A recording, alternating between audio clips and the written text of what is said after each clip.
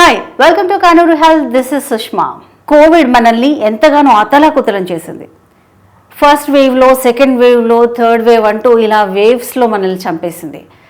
ఎంతోమందికి health problems తీసుకొచ్చింది. అయితే ముఖ్యంగా కోవిడ్ వచ్చిన వాళ్ళు కొన్ని రకాల స్టెరాయిడ్స్ వాడడం వల్ల ఎలాంటి హెల్త్ ప్రాబ్లమ్స్ వచ్చాయి, అసలు వాళ్ళు ఇప్పుడు ఎలాంటి హెల్త్ ప్రాబ్లమ్స్ ఫేస్ చేస్తున్నారు, వీటన్నిటి గురించి ఎక్స్ప్లెయిన్ చేయడానికి మనతో పాటు ఉన్నారు senior consultant orthopaedic surgeon, Reno hospitals, Sanath Nagar నుంచి డాక్టర్ కోటేశ్వరరావు ప్రసాద్ గారు. వారిని అడిగి పూర్తి డీటెయిల్స్ తెలుసుకుందాం. నమస్కారం డాక్టర్ గారు. నమస్తే అండి. డాక్టర్ గారు, మామూలుగా ఈ మధ్యకాలంలో మనం ఈ 3 years నుంచి చూసుకుంటుంటే కోవిడ్ వచ్చిన వాళ్ళు చాలామంది పాపులేషన్స్లో బోన్స్కి సంబంధించిన ప్రాబ్లమ్స్ కూడా వస్తున్నాయని తెలుస్తుంది. అది ఎంతవరకు నిజమో, యాక్చువల్లీ అలాంటి ప్రాబ్లమ్స్ ఎప్పుడు వస్తున్నాయి, ఎందుకు వస్తున్నాయి, అది నిజమే అని అంటారా? చాలా అబ్సల్యూట్లీ రైట్ క్వశ్చన్ మీరు అడిగారు.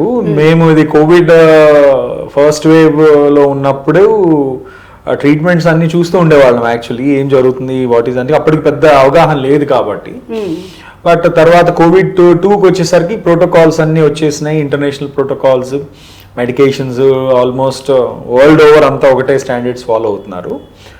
అప్పుడు నేను ఒక ఇంటర్వ్యూ ఇచ్చినప్పుడు అని చెప్పాను యాక్చువల్లీ దట్ ఈ కోవిడ్ అయితే మనము బయటపడతాం, కానీ ఆర్థోపెడిక్స్ పరంగా ఒక పెద్ద న్యూక్లియర్ బాంబ్ పేలబోతుంది పోస్ట్ కోవిడ్ ట్రీట్మెంట్ అని చెప్పి నేను అన్నాను ఒక దాంట్లో. ఏంటి న్యూక్లియర్ బాంబ్ అని అందరూ ప్యానలిస్ట్లు అడిగారు అనమాట. ఏం లేదండి, మనిషి ఒక లైఫ్ టైంలో ఇండియన్ హెల్త్ స్టాండర్డ్స్ ప్రకారం ఒక లైఫ్ స్పాన్ అంటే ఒక సరే 70 ఏళ్ళ వయసుకి యావరేజ్ ఒక 30-40 mg or maybe 3 times 5 times or maybe 10 times ఒక steroid, not more than 10 mg 20 mg దాకా వాడతారు. కానీ కోవిడ్ విండోలో ఇచ్చిన ట్రీట్మెంట్లో with in a span of 1 week కానివ్వండి, 8 days 10 days కానివ్వండి, more than 1000-2000 mg of steroid is pumped inside the body per day, average 100-140. ఎందుకంటే అక్కడ అవసరం, అది లేకపోతే మనిషి బతుకుండేవాడు కాదు.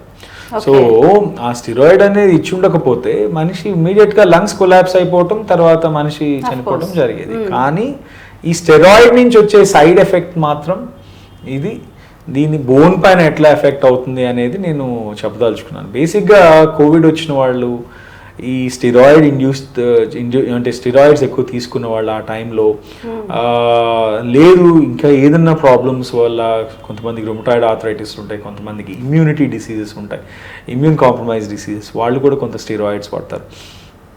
వీళ్ళల్లో ఫస్ట్ థింగ్ వచ్చేది జాయింట్ హెల్త్ పైన ఎఫెక్ట్ పడటం.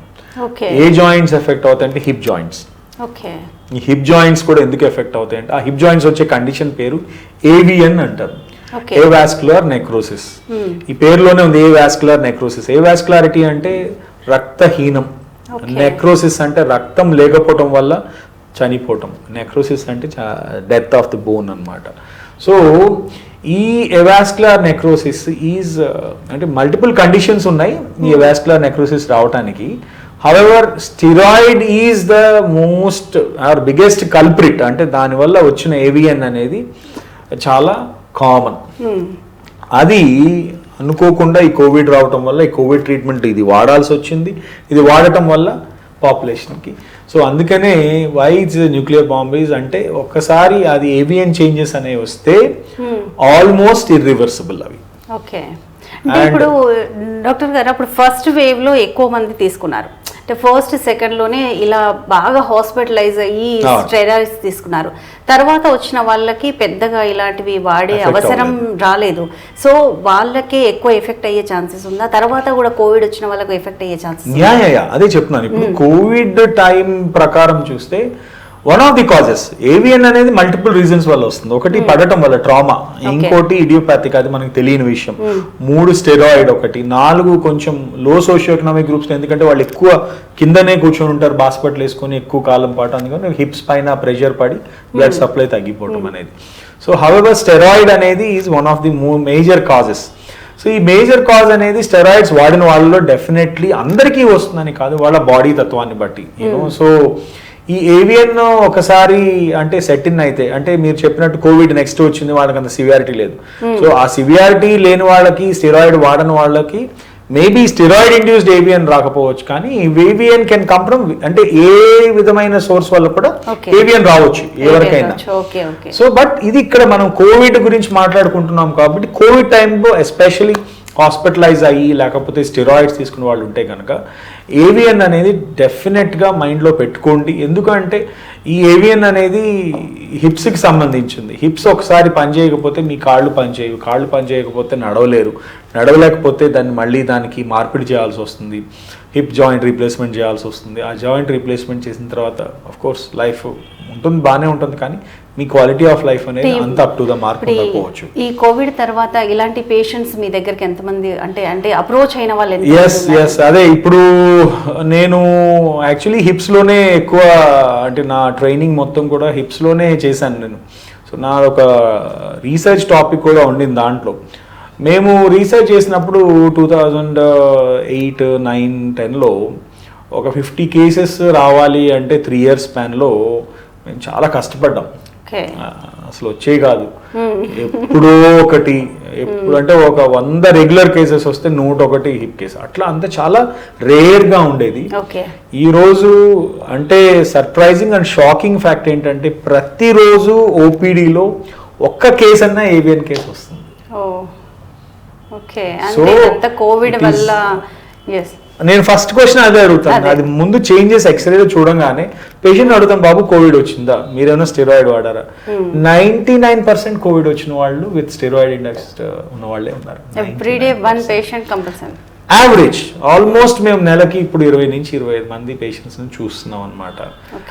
సో కాకపోతే ఈ 20 మంది కూడా ఏవియన్ చేంజెస్ అనేవి చాలా అర్లీ స్టేజెస్లో ఉన్న వాళ్ళు కొంతమంది ఉన్నారు, కొంతమంది అడ్వాన్స్ స్టేజెస్లో ఉన్న వాళ్ళు ఉన్నారు. సో ఇవి వాటిని మనం డెఫినెట్గా హిప్కి సంబంధించిన ఎనీ పెయిన్స్, తొంటికి ఒక్కొక్కసారి ఒక సైడే రావచ్చు, ఒక్కొక్కసారి 2 పక్కల రావచ్చు. బట్ ఏదేమైనా కానీ ఏ హిప్ పెయిన్ వచ్చినా, జాయింట్ పెయిన్, ఎస్పెషల్లీ పడుకున్నా కానీ పెయిన్ ఉంటుంది. ఏవియన్లో ఏంటంటే కొంచెం పడుకున్నా కానీ పెయిన్ ఉంటుంది. సార్ కొంచెంసేపు పడుకొని లేచిన తర్వాత స్టిఫ్నెస్ రావటం, బాల్ సరిగ్గా తిరగకపోవటం, ఫ్రీగా తిరగకపోవటం, ఈ కొన్ని సిమ్టమ్స్ ఉంటాయండి. సో అది వచ్చినప్పుడు వెంటనే ముందు ఎక్స్రే కానీ లేకపోతే ముందు ఆర్థోపెడిషన్ చూడండి, తర్వాత ఎక్స్రే చేస్తాం. ఆ తర్వాత క్లినికల్గా ఏమైనా డౌట్ ఉందంటే ఎంఆర్ఐ స్కాన్ కూడా తీయటం జరుగుతుంది. ఎంఆర్ఐ అనేది చాలా స్పెసిఫిక్, ఏవియన్లో ఎక్స్రే కన్నా చాలా మంది ఎక్స్రేలో మిస్ చేస్తారు. ఈవెన్ కామన్గా ఆర్థోపెడిక్ సర్జన్స్ కూడా ఏవియన్ అనేది ఎక్స్రేలో పిక్ చేయలేకపోవచ్చు, ఎందుకంటే ఎర్లీ స్టేజెస్ ఉండటం వల్ల. కానీ దానికి స్పెసిఫిక్గా ఎంఆర్ఐ అనేది చేయటం జరుగుతుంది. ఎంఆర్ఐలో తప్పకుండా మీకు ఆ ఏవియన్ చేంజెస్ అనేవి కనిపిస్తాయి. ఎప్పుడైతే కనిపిస్తాయో దెన్ అక్కడి నుంచి మనం we should been a running race. Running race అని ఎందుకు చెప్తున్నానంటే ఏవియన్ అనేది దాన్ని మనం ఇనీషియల్ స్టేజెస్లో చూసుకొని దాన్ని జాగ్రత్తగా ట్రీట్మెంట్ తీసుకొని రివర్స్ చేసుకోగలిగిన కెపాసిటీ ఉంది. ట్రీట్మెంట్స్ ఉన్నాయి. అంటే ఎర్లీ స్టేజ్ లో ఒకవేళ రికగ్నైజ్ చేసుకుంటే ఎలాంటి ట్రీట్మెంట్స్ ఉన్నాయి అందుబాటులో మనకి? అబ్సల్యూట్లీ. సో ఏవియన్ అనేది ఒక క్లాసిఫికేషన్ ప్రకారం ట్రీట్మెంట్ చేస్తాం. ఎంఆర్ఐ క్లాసిఫికేషన్ అని ఒకటి ఉంటుంది, తర్వాత ఫికెట్ అండ్ ఆర్లెట్ అనే ఒక క్లాసిఫికేషన్ ఉంది మెడికల్గా.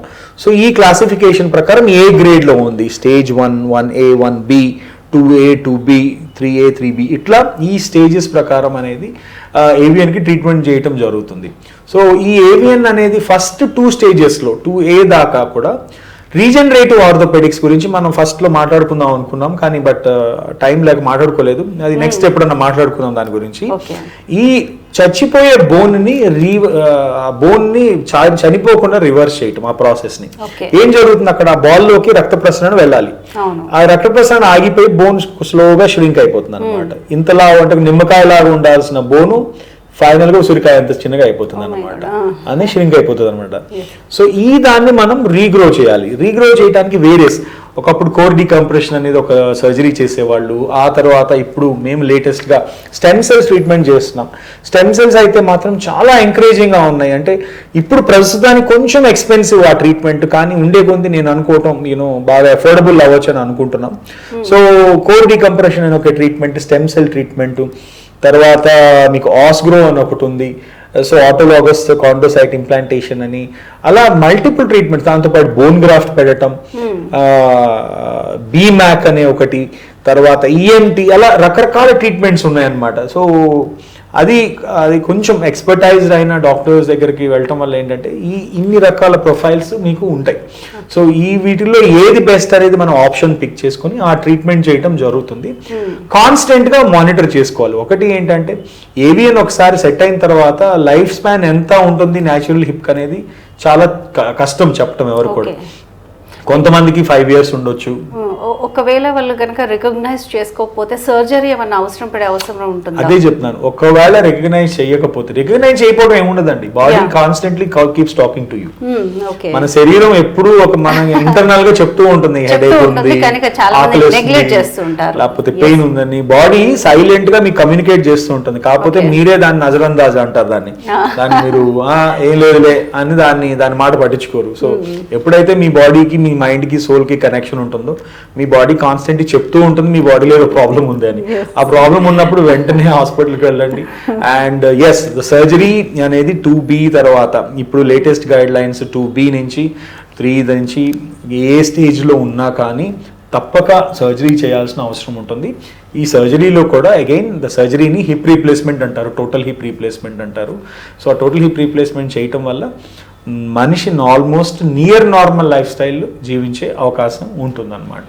సో అది ట్రీట్మెంట్స్ తర్వాత ఎలా ఉంటుంది వాళ్ళ లైఫ్ స్టైల్? అగైన్ అదే అండి, సర్జరీస్ చాలా ఇవాల్వ్ అవుతూ వచ్చినాయి. సో ఒకప్పుడు హిప్ రీప్లేస్మెంట్ సర్జరీస్ చాలా సక్సెస్ రేట్ చాలా తక్కువ ఉండేది, లైఫ్ స్పాన్ కూడా తక్కువ ఉండేది. ఇప్పుడు ఆల్మోస్ట్ సక్సెస్ రేట్ నీ రీప్లేస్మెంట్స్ ఉన్నంత సక్సెస్ రేట్ హిప్ రీప్లేస్మెంట్ కూడా వస్తుంది. కాకపోతే ఏంటంటే దానికి చేసే టెక్నిక్స్, దాంట్లో వాడే అంటే కొన్ని మెళుకువలు అంటారు. బేసిక్గా సర్జరీస్ అందరూ చేస్తారు, కానీ రైట్ వే ఆఫ్ సర్జరీ కరెక్ట్గా రెగ్యులర్గా దాంట్లో ట్రైన్ అయిన వాళ్ళు ఇప్పుడు ఆల్మోస్ట్ అన్ని డిపార్ట్మెంట్స్లోనూ స్పెషాలిటీస్ వచ్చేసినాయి. ఇప్పుడు ఒక ఆర్థోపెడిక్సే తీసుకుంటే హిప్ ఒకళ్ళు చేస్తున్నారు, నీ ఒకళ్ళు చేస్తున్నారు, హ్యాండ్ ఒకళ్ళు చేస్తున్నారు, స్పైన్ ఒకళ్ళు చేస్తున్నారు. ఇట్లా ప్రతిదీ కూడా స్పెషలైజేషన్ వచ్చేసింది. కాబట్టి దానికి సంబంధించిన specialist are the best people to do these surgeries. కాబట్టి మీరు పర్టికులర్ సర్జన్ కానీ డాక్టర్ని కానీ కలవటం వల్ల మీకు ముందు ఒక ఒపీనియన్ ఇస్తారు. ఆల్వేస్ ఒకటి, సర్జరీ ఆప్షన్ పెట్టుకునే ముందు ఎప్పుడు కూడా believe in taking 1 or 2 opinions, nothing wrong. Okay, multiple opinions అని ఒక 10 ఒపీనియన్స్ తీసుకుంటే మీ మైండ్ టోటల్గా పోతుంది. అట్లీస్ట్ ఒక 2 ఒపీనియన్స్ అన్న తీసుకోండి, ఒక 3 ఒపీనియన్స్ తీసుకోండి. దట్ సర్జరీ అవసరమా, నాట్ అవసరమా, అవసరం ఉంది అని అంటే దానికి ఇంకేమైనా ఆల్టర్నేట్ ట్రీట్మెంట్స్ ఉన్నాయనేది కూడా మీరు తెలుసుకుంటాం చాలా చాలా ఇంపార్టెంట్. నేను చెప్పినట్టు 1-2 స్టేజెస్ దాకా డెఫినెట్లీ ఆల్టర్నేట్ ట్రీట్మెంట్స్ అనేవి ఉన్నాయి. But beyond that it is better to go for. మనం ఇప్పుడు కోవిడ్ తర్వాత వచ్చే ప్రాబ్లమ్స్ గురించి మాట్లాడుకుంటున్నాం, అంటే బోన్స్ పైన వచ్చే. ఇప్పుడు ఇంకా కూడా కోవిడ్ ఉంది స్టిల్ నౌ. సో దానికి ఇప్పుడు ట్రీట్మెంట్స్ ఎలాంటివి తీసుకోవాలంటారు? ఎలా తీసుకుంటే మళ్ళీ బోన్స్ పైన ఎఫెక్ట్ పడే అవకాశం ఉండకుండా ఉంటుంది? కోవిడ్ అగైన్ మళ్ళీ ఒక కాంట్రవర్షియల్ స్టేట్మెంట్ ఇవ్వాల్సి వస్తుంది కోవిడ్ అనేసరికి. కోవిడ్ అనేది ఇట్స్ లైక్ మనకి ఎవరికి తెలియనప్పుడు ఒక పెద్ద భూతం. ఇప్పుడు కోవిడ్ భూతం అందరితో ఫ్రెండ్స్ అయిపోయింది. అందరికీ సగం మందికి ఇప్పుడు ఏ కోల్డ్ వచ్చినా ఫ్లూ వచ్చినా కోవిడ్ ఉండొచ్చు. సో కోవిడ్ నేను పెద్ద ఇప్పుడు సీరియస్గా అంటే తీసుకోమని అంటలేదు, ఎందుకంటే అది తెలియని టైంలో మనిషి చాలా మటుకు భయంతో చనిపోయాడేమో అని ఒక అనుమానం కూడా ఉంటుంది. ఇప్పుడు మనం దాన్ని తెలుసుకోగలిగాము, అది ఏం కాదు, nothing but it's just a flu.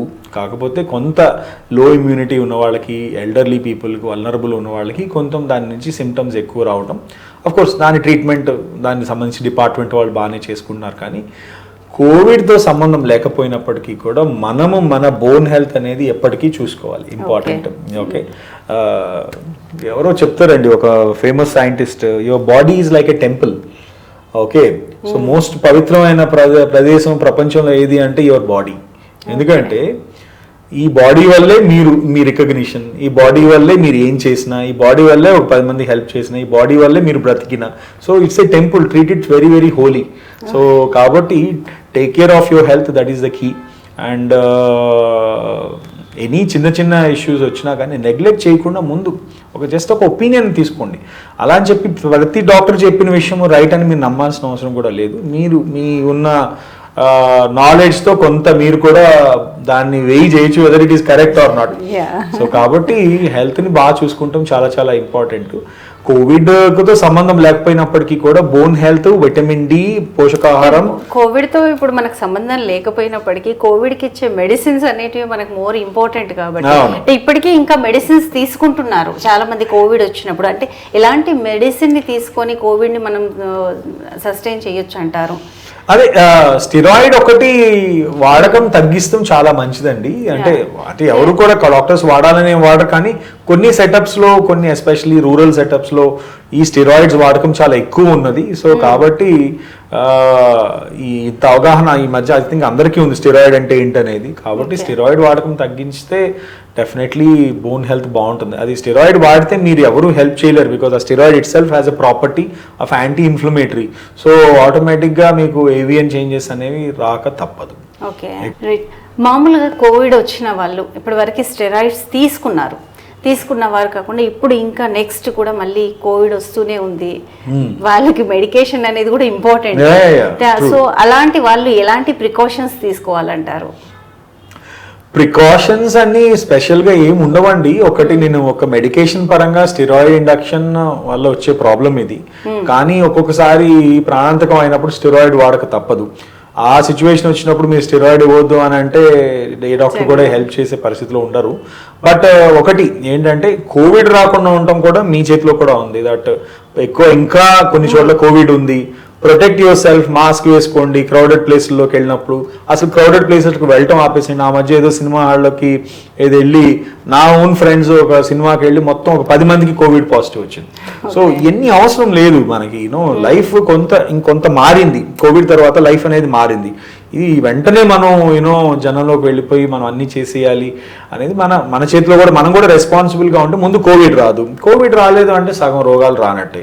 So దానివల్ల కాబట్టి జాగ్రత్తలు అంటే స్పెసిఫిక్గా జాగ్రత్తలు ఏం లేవండి.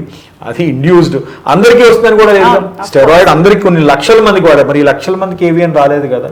So we don't know me health ఎలా ఉంది, మీ బోన్ హెల్త్ ఎలా ఉంది అనేది టైం విల్ డిసైడ్. సో కాబట్టి సాధ్యమైనంత మటుకు ఇట్లాంటి సిక్నెసెస్కి బారి పడకుండా కొంచెం జాగ్రత్తలు తీసుకుంటే మంచిది. ఆన్ టాప్ ఆఫ్ ఇట్ నేను చెప్పినట్టు బోన్ హెల్త్ ఒకటి. బోన్ హెల్త్కి ఏంటి, vitamin D, outdoor lifestyle, మంచి పోషకాహారం టైంకి తీసుకుంటాం, ఇట్లా అవాయిడ్ ఈటింగ్ జంక్ ఫుడ్స్. ఇంకొక కాంట్రవర్షియల్ టాపిక్ ఉంది, ఆర్ఓ వాటర్ నుంచి కూడా చాలా ప్రాబ్లమ్స్ వస్తున్నాయని వింటున్నాం అనమాట. సో ఆర్ఓ వాటర్ కూడా ఏంటంటే బేసిక్గా ఎక్కువ డీమినరలైజ్ అయిపోయి ఉంటుంది కాబట్టి చాలా దేశాల్లో ఆర్ఓ వాటర్ బ్యాన్ అయిపోయింది, కానీ మన దేశంలో ఇంకా అవ్వలేదు. It's a controversial topic, I don't know. But RO water నుంచి కూడా బోన్స్ వీక్ అవుతాయి అని ఒక స్టడీ ఉంది.